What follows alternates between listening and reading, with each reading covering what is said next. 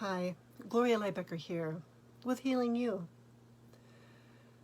During this time in our world, there's been a lot of opportunities to be in solitude, seeing it as being in solitude rather than being in lockdown. There's a difference for me, even in the energetic quality of those words.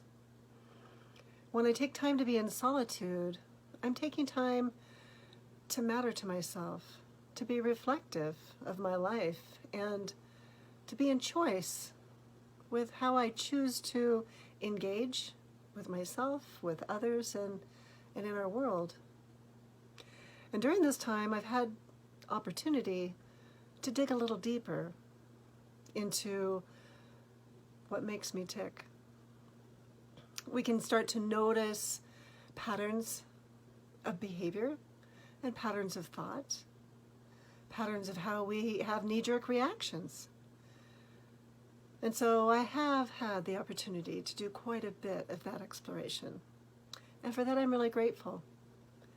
Because as I continue this journey in life, I want to show up fully.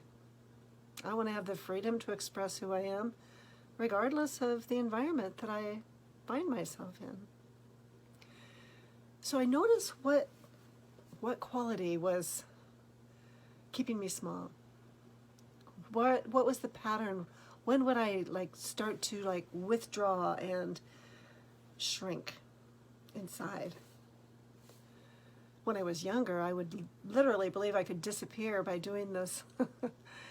I know it's not true now. But when we're younger, we have beliefs that we do believe are true. And unless we have the courage and are willing to be vulnerable and transparent and start to trust others in life to accompany us, we can stay really small and limited in our expression of who we are. We need to be able to develop trust from the inside out. It's so important.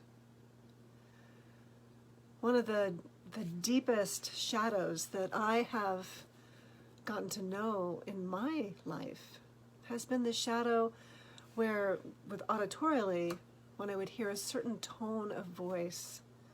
It also was visual triggers, though, with the way I would perceive the facial expressions of others.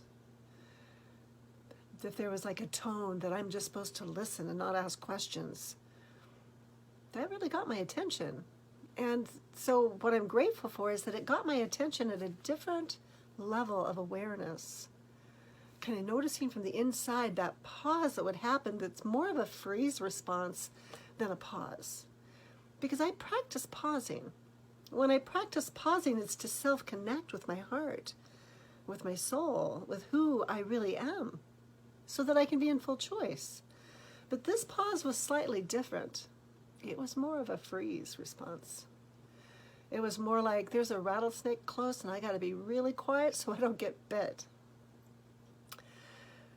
So when I noticed that happening, I took time to do some self-reflection, to do some process work, because I have lots of time for solitude these days. And so I noticed the predominant sensations and feelings were contraction and also really alert. So I was really on guard just by the tone of voice. And taking time to be with that, what are the shadow beliefs that underlie this experience? And that's the sense of not being enough, a sense of lack, as well as fear and anxiety around what might happen next, and totally felt inadequate and powerless. So those are all pretty heavy affect into freeze. So taking time to breathe deeply and go into my heart, to really ask my body's wisdom to reveal to me what's underlying this partial freeze and all those shadow beliefs. And there were a couple different memories that came up simultaneously. So there was a bit of an entanglement inside. And one of the experiences was being really young and being told that, oh, some kids I knew were going to start doing some drugs, and I got really alarmed and scared, and I'm like, oh, I'm going to go tell on you because that's really not good for you. And then they changed their story and said, oh, we're just kidding. We just wanted to see how you'd act. And so I didn't tell. But then what happened was those same girls set me up to go out and end up having some harm done to me by others. And so there's something there around, after the harm happened, I didn't have a voice. There was that freeze that happened. And so untangling those entanglements is really exquisitely delicate work. It's not so much about doing something or fixing something as it is finding a container, or having a container that can hold that tenderly, honestly, authentically, and acknowledge the truth of what it's like to be you in that experience that allows the unfurling to happen. Whew. It's because that younger self within me had no voice, because there was an overpowerment. And so I had to be silent and accept what happened. That was the belief that I developed. But the needs that were unmet in that moment also need acknowledgement. It did not feel safe. I needed safety and security. I really needed to feel worthy, or to know my worth. That's more it. We're inherently worthy by being here. And when we know that is true, then we have a sense of empowerment that allows us to stay present, even in the face of such enormities.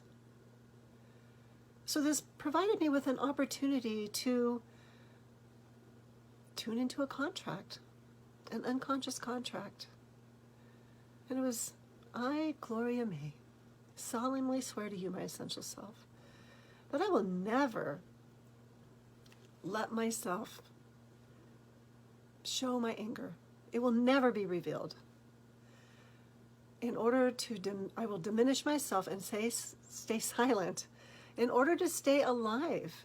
Because my experience as a younger girl was that if I spoke up, it was too dangerous. Oh, so just taking time to be with that, and then checking in, doing a little bit of inner parts dialogue, having that inner conversation, and saying, did you hear the vow that Gloria May made to you? Like, yeah, I did hear that. It's like, do I like this vow? No way. I do not like this vow. And so actually visualizing my younger self, I'd say, Gloria May, I release you from this vow, and I revoke this contract, and I give you my blessing in its place.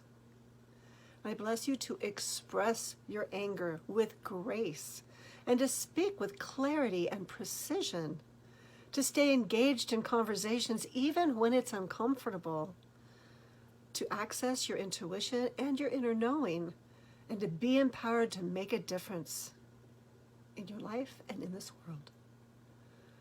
And so it is. And then taking a moment to check in and notice, wow, how is that like to, after all of these years, to finally receive that acknowledgement of the truth, acknowledgement of how it's been to hold that in my body all of these years, to never be revealed. Well, breaking that vow of silence is important. And allowing yourself to experience the whole range, gamut of emotions, they're there because they serve a purpose. I don't want to rage blindly, and I do not wish to say silent in frozen immobility. I now have the freedom to express my anger with grace. And also, I have the freedom to extend mercy. There's enough love for everyone, and it's the importance of having clear, authentic limits as well. Everyone's voice matters. So let's learn how to stay engaged in conversation. Reach out to me if you'd like to have a conversation, healingyoursanctuary.com. Thanks for being on the journey with me today. Healing you.